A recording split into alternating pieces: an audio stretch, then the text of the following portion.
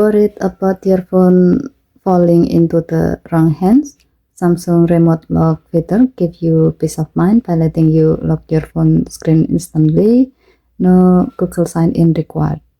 Let's see how it works using your Samsung Galaxy S25 Ultra.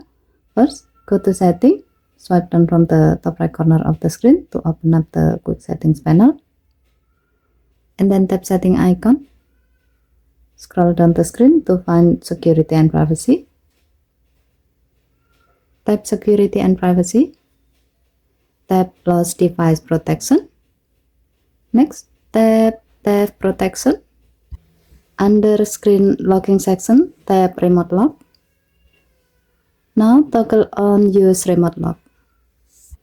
Here you can read a short explanation about this feature to let you know that you can lock your screen from android.com/lock on any device by entering your phone numbers. No Google sign-in needed. And if your device is offline, it will automatically lock the screen once it reconnects to the internet. Also, you can lock your phone remotely up to twice a day. So if your Samsung Galaxy S25 Ultra ever get lost or stolen, just visit android.com/lock on any device, enter your phone number, and then the screen will be locked automatically when it's online.